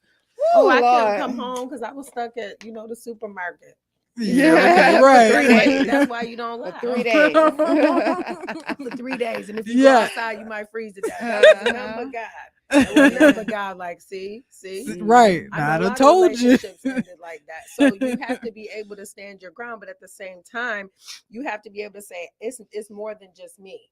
I can't speak from myself. Not for myself, from myself. I have to speak for the city. And so if there's somebody that's going to speak for the city and do the things that need to be done for the city, that's what you have to choose. Do you want somebody going into a meeting? That's like you saying, Denise, you know what? I need you to go down to Miami and represent my business for the heart business. And you know that I drink, a bottle of tequila every day. And I'm coming into the, meeting. It's like, I don't know what you wouldn't trust me to do that, right? Not. It's unstable. And that's what we need to do. We need to be stabilized, and we need to be making proper decisions for our city with the budget. Everything is not about money. Clean up the zombie house. Okay, well, go buy one and pay the tax on it. You clean it up then. You should just give it to us. Everybody wants something given for free. Freedom is not free, and there is pay and patience. Okay, you have to be patient with this city. This city is tore up because we don't have any other commerce but tourism, and now people are talking about the tourism. $750 My whole thing is with the tourism. I love it. I'm glad they come. Okay, but once they come and they see the falls and they see the casino, what's next? They all go to Canada. And I'm gonna tell you what they say about that, but go ahead. I just don't see it as being there any other things besides the falls and the casino. I'm all good. Take their money. Absolutely. Get all the money you can. So we need to build some things or do some things where there are other things for them to do besides everybody don't gamble. You know? I agree. Some parents are too old to be walking around the falls. You know what I'm saying? So what else can they do besides the casino and the falls? And that's one of the things the mayor was talking about as well, was trying to get back those properties, all those acres that were down there that actually put us in economic despair. I remember that dry cleaner was right there on, I believe it's 10th and Niagara. That was a drive-through thriving dry cleaners. Okay. Nobody dry cleans their clothes anymore. Okay, we just throw them in the dryer. Okay, so that business went out of order. So the company that came in and bought up all those buildings on all those acres on the other side of the casino, they've held on to them for 27 years. So the mayor is currently in a battle trying to get those back for eminent domain so that he can put, you know, a water park, an indoor water park, kind of like what they have over there. And he wants to be able to put other things throughout the city for people to do when they're here. He's trying to get it so that we don't have seasonal workers. He's trying to get it so that people have jobs all year round and not just in the summer months. We're not like I said, we're not a coastal town. We're a border town. That's very different than a coastal town. Our weather gets bad in the winter. He's trying to find things for people to do in the wintertime, wants to bring concerts, wants to bring things. And then one of the meetings, one of the women was talking about some of the jazz and things like that. And I'd love to be, you know, a part of that for older people to do, because it's like, I'm like, who are these people that are at the Rapids? I don't know who that is. You know what I mean? And then, so you're looking at a lifelong commitment to that. It's not just, and so again, I have to look at, so if you look at a man and his fingernails are dirty, right? You don't want him touching you. Right. You're like, I think I need you to file that. So when you're looking at people that are going to manage a budget of $100 million or $200 million for the city and to take things back, I'm going to go with the guy that's a little aggressive in the courtroom because he used to be a judge. That's who I'm going to go with. I'm going to go with somebody that knows how to do this job. That's like with my hair.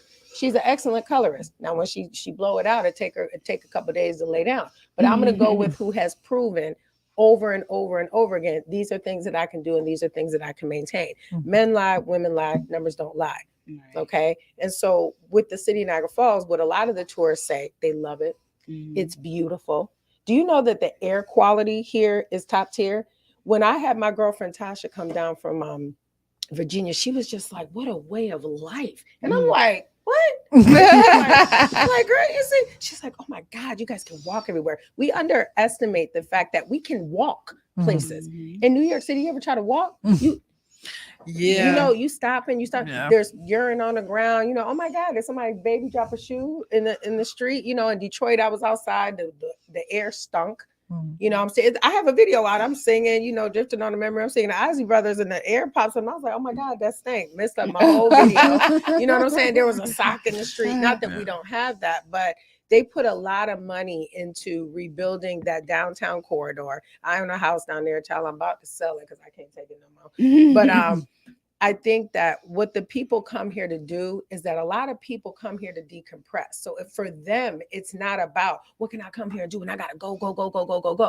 I'm going on vacation. I don't want to do nothing but have top tier alcoholism and lay down and take a nap in some nice bed sheets, preferably 600 thread count and above, and be with people that I love or, you know, and have a little bit of water. These people come here, they are coming from, like a lot of them are coming from India, or even when they're coming from Africa, or if they're coming from China, they are coming from places that they don't have proper air quality. We get to go outside and not smell fish and urine. Okay, and we underestimate that. My girlfriend came here and I'm like, girl, you over there in DC where they got the brunches, they got, you know. So I think it's everybody always wants what they don't have. I loved Tampa because the quality of life down there, top tier, but I paid for it. Every day you walk outside is $200. It's $200. You know why? Because it's hot. This water gonna be boiling. You can freeze it. You can do whatever you want to do, unless you're keeping a cooler in your car. A Yeti. Oh no, this water Everywhere is boiling. It's far away. So everywhere is far away. Is 45 miles to get over here. You're stuck in traffic. People underestimate the fact that it takes 5 minutes to get to work. Right. 6 minutes to get to work. 2 minutes to get to work. If your Uber don't work, you can technically walk there if you needed to. You have somebody, and that's what I missed being in Tampa. Girl, you get tow up. There weren't no Ubers in Tampa. There were no Ubers. You had to call a taxi, like $80. So it's like, ooh, I'm weighing it. Do I drink or do I just stay in the house and have alcoholism? Do you understand what I'm saying? And I'm joking about alcoholism, but I'm just saying, when you get older, so people that come here are coming here because their life, wherever they're coming from, and a lot of that is New York City. We had, after COVID, one of the biggest years in tourism here in Niagara Falls because people wanted to be outside. They happy to come and do a picnic. I don't even know a lot of Black men. Have you ever been on a picnic with a blanket? You see? And this is something that people that live in smaller quarters, 800 square feet for $1 million, they come here and say, this is grass. It's real. Oh, you know what? They're like, yes. I'm gonna come sit outside in this grass. You would be shocked. And I talk to tourists every single day between the casino and between my beignet shop. They are pleased. So I don't know what the other guy in the debate was talking about. People come here and they say, what people? Who came here and said that? And why didn't you defend us? I don't let anybody talk about my city like that. Even when I lived in New York City, people are like, oh, you from country, I will smack fire right clean out your face. Okay, they're like, oh, I'm from the Bronx, I'm from Brooklyn, I'm from Niagara Falls. We have problems. Okay, we all, you know what I'm saying? Like I used to party in 3Ms. I say my life has been in danger many times. You know, and I'm 19. My life has been in danger. You do not scare me. And that's what a lot of people don't understand. Our quality of life, when you go other places. You understand what I'm saying? And when you start traveling, now LA is a vibe. LA is always going to be a vibe. But I don't have $50 million, you know, because that's what I would need. Yeah. Okay, Big Frank. Gonna hit us up. Wait. Go ahead. I was just gonna say, it's so funny that you say that about the quality of life, because one of the things I was just talking with my friends was, I'm like, when I went to New York City, I thought I would love New York City because I always wanted to go. Anxiety attack. Yeah, and I went there and I'm like, there's no trees, like there's no grass. It's only and to me, I'm all about sci-fi movies and stuff. I'm like, this is a dystopian nightmare. Like this is a prison. I want to go back. Like so. I love New York. Though. I love New York because there's pockets of fantastic and fabulous things to do. Like we went to see, I can't think of her name. I went with my brother, this amazing Black comedian. I'll have to pull her up. I can't think of her name.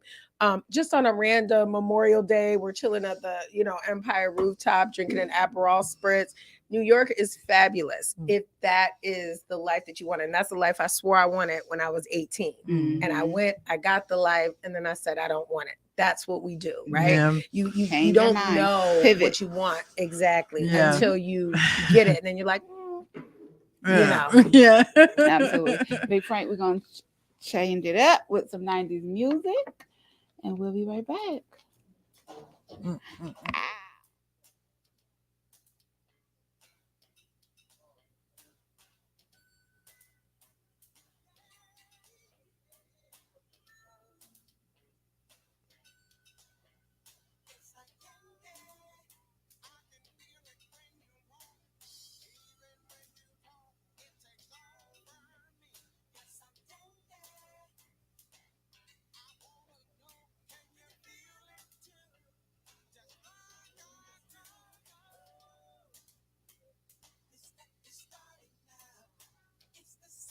Beautiful Boss LLC, where we empower people and encourage them to be the beautiful boss they were created to be. I advocate for abuse victims, mainly abused children.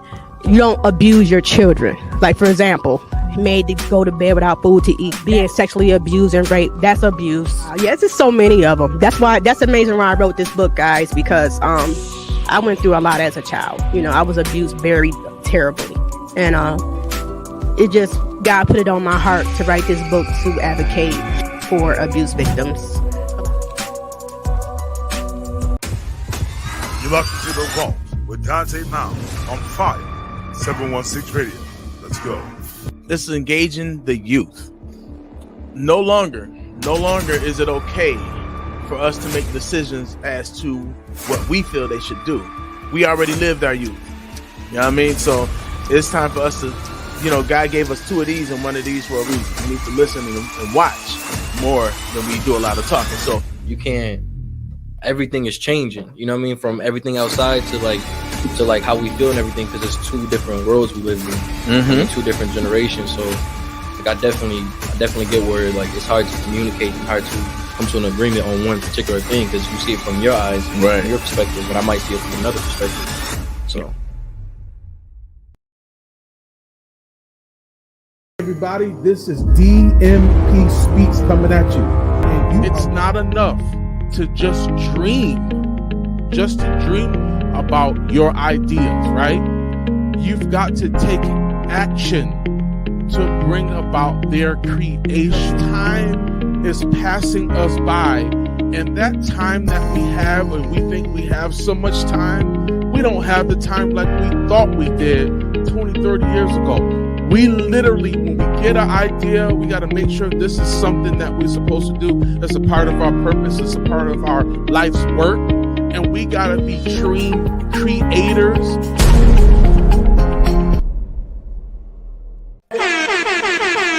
What's up, everybody? It's Kier here, and Jack Faith Hope Love. We all are facing some type of battle. This time, I decided that I'm fighting back. I just refuse to literally let the battle overpower me, and I want to overpower the battle this time. You have to still go through the battle, because I still need to get out of you what I need from you. You can beat it. It's just about knowing to getting into a place of confidence, like I can beat this. I can get past this. This does not have to consume me. This does not have to... I don't have to wear this on my shoulders at all, truthfully. I can let it go. What's up, everybody? It's Kier here, and Jack Faith Hope Love. Kingdom Love Outreach. Today's teenager is tomorrow's potential regular customer. That's what the tobacco industry said about us. But what does it say about them? That they'll do anything to recruit new smokers. Like using menthol flavors to make products smoother and better tasting, so they're easier to start and harder to quit. In other words, menthol is not just a flavor. It's a way for big tobacco to attract and addict us. And there's nothing just about it.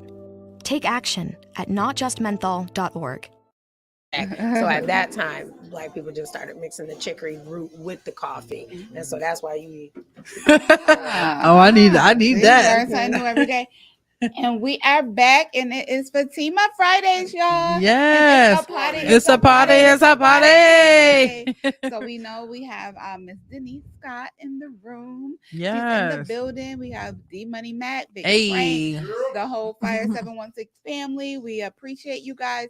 If you have any questions, concerns, dear auntie letters, congratulations, whatever it is that you want to get online or on air, definitely email me at mznature, that's mznature @gmail.com, and I will get back to you and I'll post your information.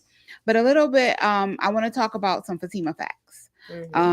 So recently, about a month ago, this is June, May, Tori Bowie was a 32-year-old woman who was 8 months pregnant, Black woman. She was also a U.S. track star who died during childbirth this last month. The autopsy showed that respiratory distress and eclampsia was the possible complications. A lot of people don't know what preeclampsia is. Preeclampsia is a dangerous condition categorized with high blood pressure that develops during pregnancy. It is rare and very severe. It causes seizures, and you can be put in a coma during your pregnancy. Black women patients, mothers, occur at twice the rate of all other races.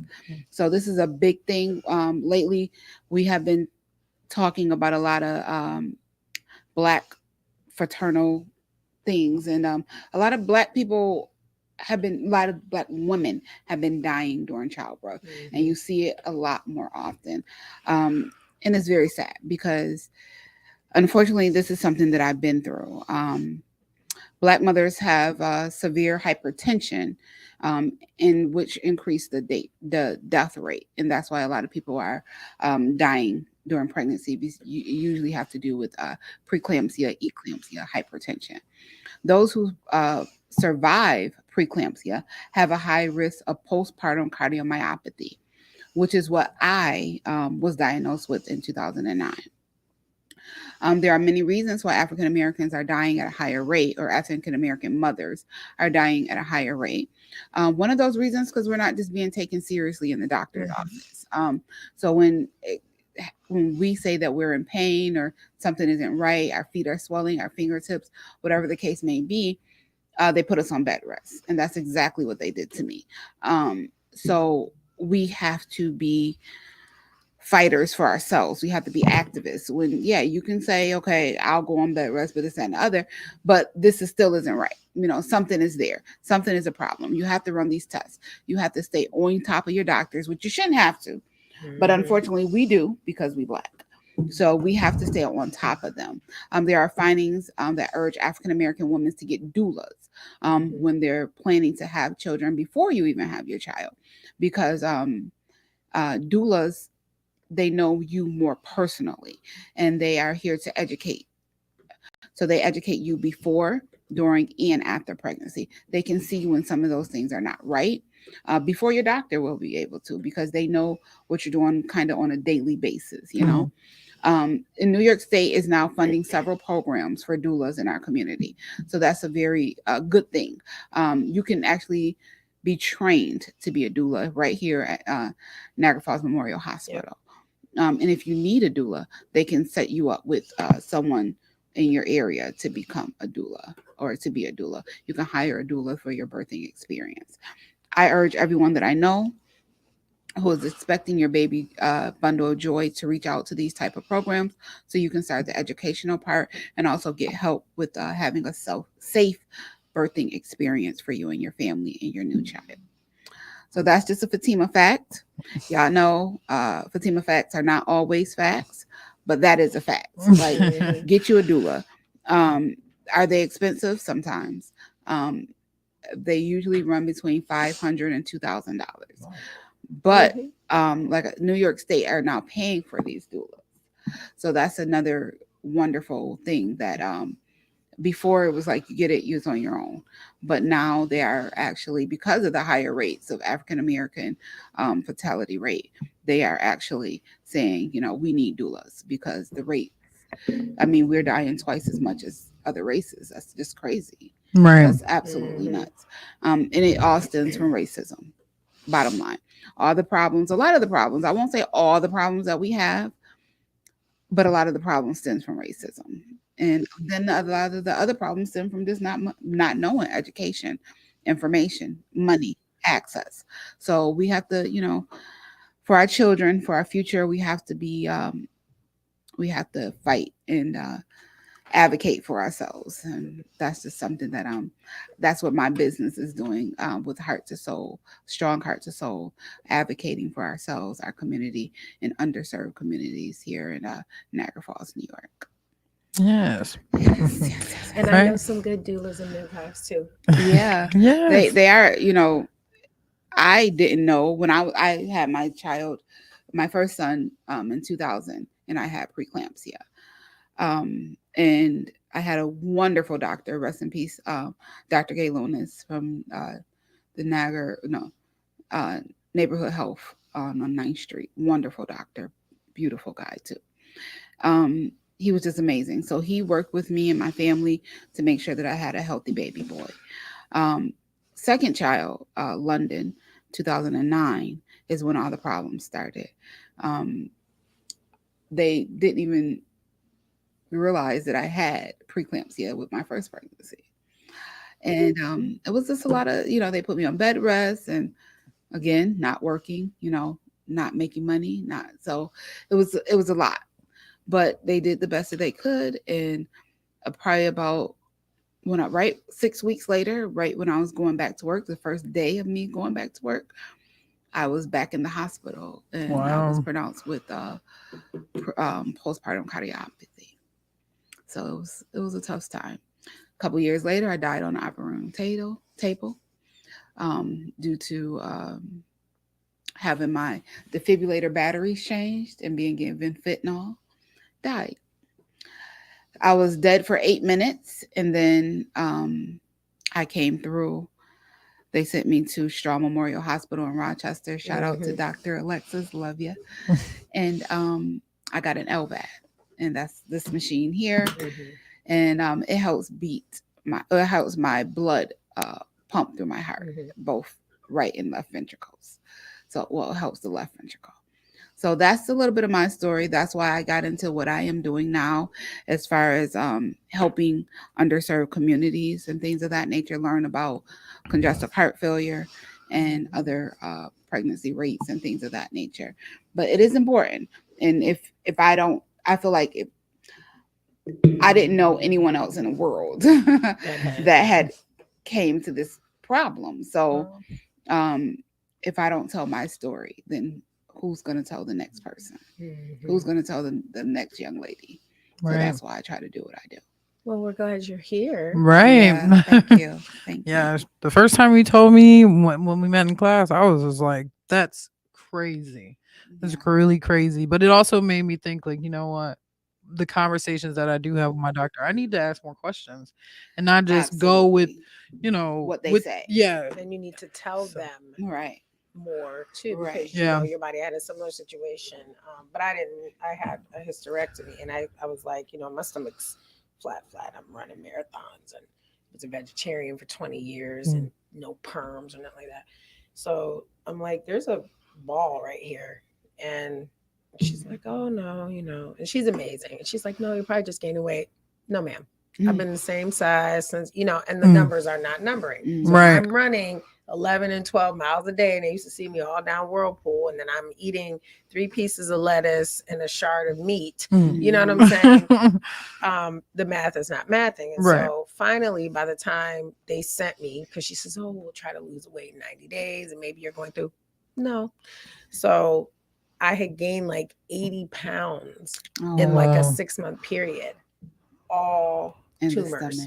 All tumors. Oh my tumors. gosh. So my stomach went from like completely flat to so I had to have the Da Vinci surgery to remove all the cancerous tumors. So it took me like the other day, I was thinking about it, I was like, because I seen like, cancer sucks and cancer survivor. And I don't like the terminology of like victim, and I don't like survivor. It's just like something happened, it didn't work. You know what I mean? And then we move on, we're living. So I remember them finally saying like, now, because now we have a problem. And she's like, you know what, we're gonna have to schedule you for surgery. And I'm like, oh yeah, so now you wait. I'm not doing surgery before Christmas, because I've never had any type of surgery or anything like that. And we waited, and then finally I got the surgery done. It was the worst thing ever. I don't know how people can just lay like the anesthesia, because I don't even take aspirin, so I don't, and so having someone tell you like, yeah, we're going to take all your reproductive organs out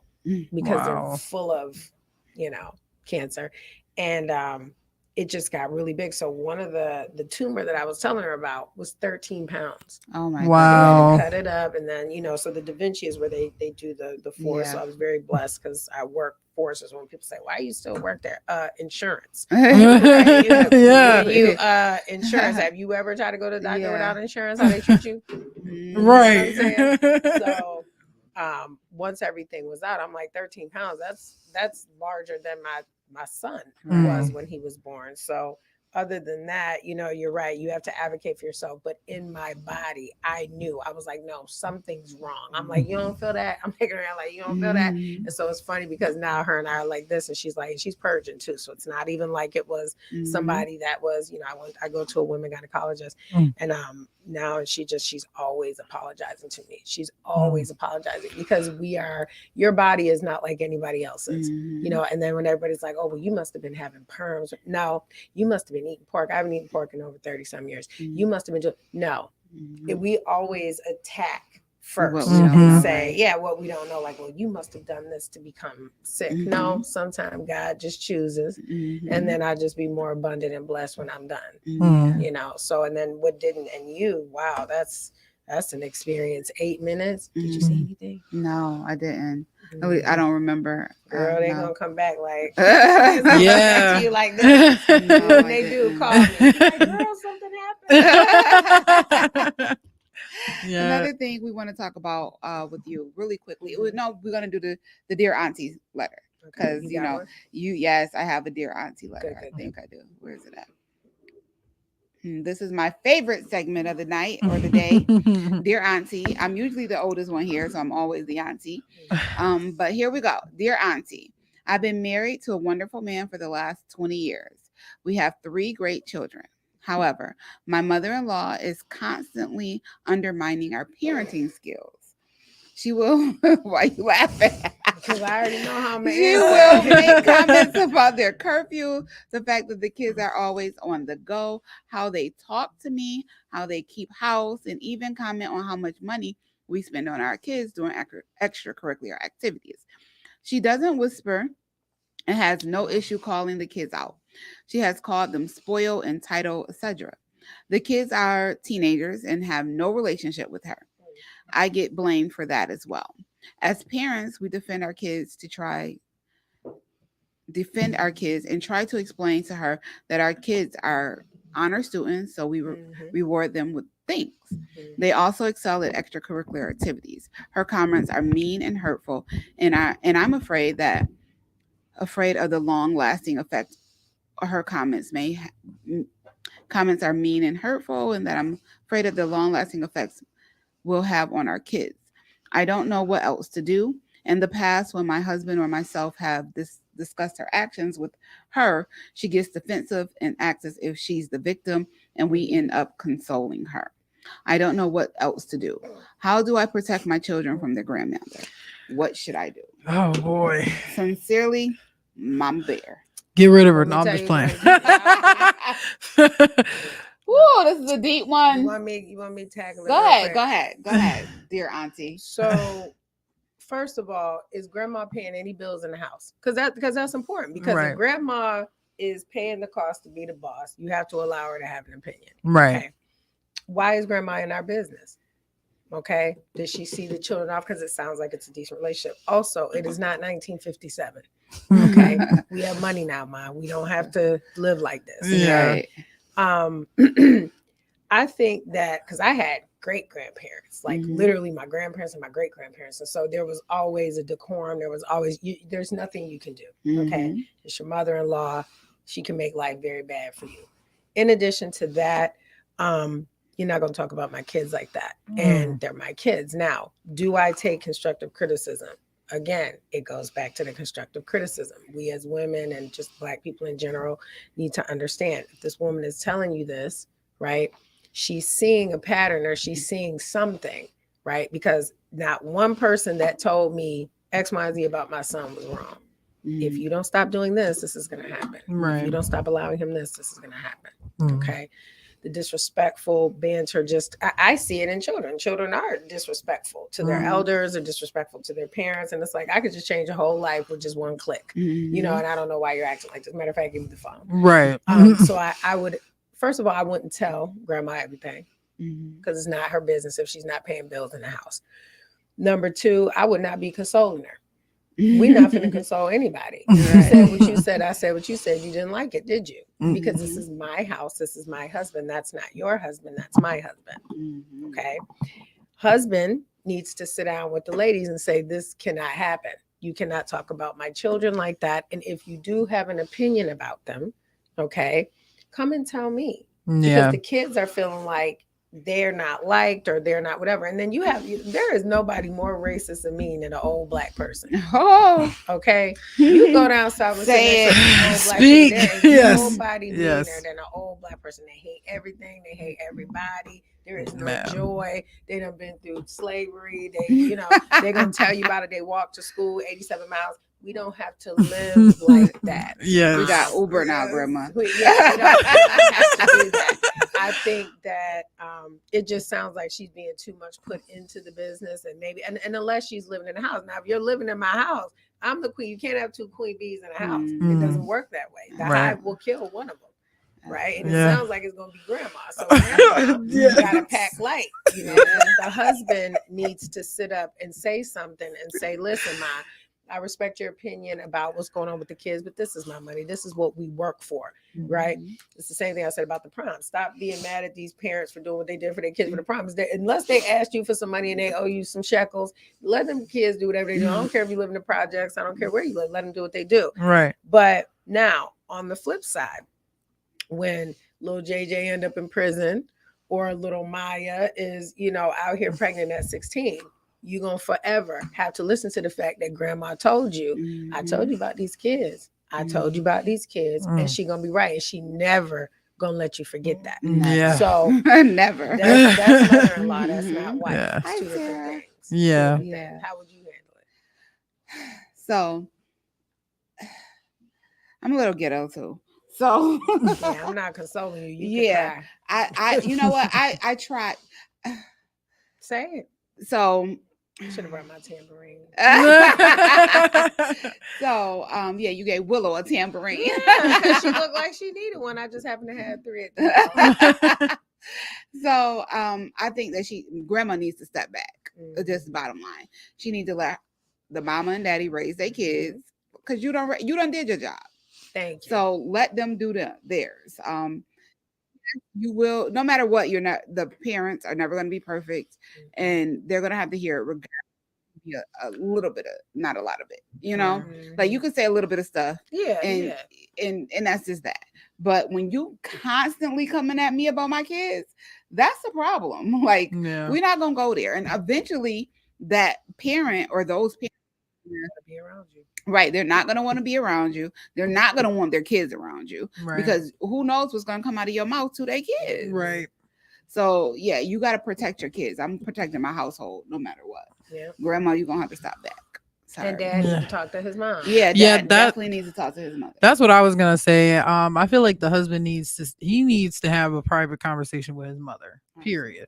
They need to discuss whatever they need to discuss, but she needs to have an understanding that, what goes on over here. like, they're married. That's their household. You live wherever you live, but it's definitely a different dynamic. But also too, I would say, as far as her making these comments about the kids, it goes back to what you said about the criticism. Is you, the person that wrote the Dear Auntie letter, are you actually listening to what she's saying and taking it into consideration? Like, you don't have to just completely dismiss her every time. There is some truth to it. And maybe she's saying one thing and really she means that, something else specific. Yeah, you could be on the honor roll and still be out stealing kids. Yeah. You know what I'm saying? So So Kias, the Kia boys, we hear you. We see you. Yeah. Y'all better stop that. That was so sad when that happened with them kids that died on the 90 or whatever it was. Yeah. He's on trial for that. Yeah, you know what I'm saying? Something. They're and trying it was like to 5 kids in one car. Yeah, they're trying to only give him, I think, 7 years for all 4 children. So my heart goes out because I'm like, I'm angry. If I found out you got 2.2 years for doing that, and I don't need to speak that into the universe, but yeah, we're gonna have to have a conversation. So I'm a little conflicted on this because I feel like he's a kid. He made a mistake, and he was like 14 or something. No, he's 16. Oh, he's 16. Okay, right. So still at 16, some of the things that I did at 16. But you did you kill 4 people? I did not kill 4 people because they also got into the car on their own. Yes, I agree with you. So I feel very conflicted. He's still young. He can still live a good life. He can use this tragedy and make it, something positive. Unfortunately, I just don't know. I pray for him. I pray for his parents. I pray for all those parents without a mask on. Yeah. I don't, like I said, I don't have an opinion either way. It's just I would have hoped that stopped what they were doing. The Kia boys, but it hasn't. It didn't. It has not. Like I said, John Flynn, the DA over in guy over in Buffalo. He's not trying to send that boy away. Okay. He wants to give him 7 years for all 4. Mhm. But I'm just saying my heart goes out to the parents Mhm. because it's kind of like, you know what I'm saying? Yeah. And then where were the parents? Like, this was early in the morning. Now, my kids ain't home when I wake up in the morning. There's a problem. Like, where y'all at? Oh, yeah. This was the one that was like 6 in the morning. Yeah. Where y'all at? Because y'all not at school at 6 in the morning. Yeah. So where you at 6 o'clock in the morning? And where was the parents? Like, it's so many questions. So, and the parents could have been working overnight. You know, it could have been all of them. Single family household. You never know. Yeah. You never know. And I'm not questioning because I'm a single mom. Me too. And I never want to say, well, you should have did this or you should have did that. But that is just a sad situation. They just sneak. If Yeah, like I kids said, do. It's the same Kids thing. are sneaky. If they want to do it, they're gonna do it. Yeah. You can chain them up in a closet. Somebody will poke a hole in the closet. Mhm. I'm gonna ride for you, babe. And bring them some snacks. Yeah. There's nothing you can do. You have to let things play out the way they're gonna play out. I'm right now. My daughter is 14 years old. She's going to high school. I know how I was when I was high school. So you like I changed completely. Lord. As soon as I got to high school, it was over. I was like, yes, I'm free. Like, I feel like that was a turning point in my life. I started partying that summer. I started like walking in Canada, going out. I'm the 19. rite of passage. Right. Yeah. And I was only 15 years old. Like, I just started doing all types of craziness and I just be like, not my baby. Not my baby, please, Girl, Lord, they got not Uber my now. baby. Thank you. Okay. She been driving since she was like 12. Like, it's just crazy. Like, I cry sometimes. Like, I just don't want my baby to grow up. She's just, I don't know. Remember what your parents told you? Everything you do, yeah, you're gonna get act back. just like you. See, that's why I'm not gonna have no kids. Yeah. That's what I said too. I got jammed up with that marriage. Yeah, so I don't know if we're still live, but hey, it's past 12, and yeah. I don't know what big. Everybody, this is DMP Speaks coming at you. It's not enough to just dream about your ideals, right? You've got to take action to bring about their creation. Time is passing us by, and that time that we have, and we think we have so much time, we don't have the time like we thought we did. You're locked into the vault with Dante Mound on Fire 716 Radio. Let's go. This is engaging the youth. No longer is it okay for us to make decisions. Beautiful Boss LLC, where we empower people and encourage them to be the beautiful boss they were created to be. I advocate for abuse victims, mainly abused children.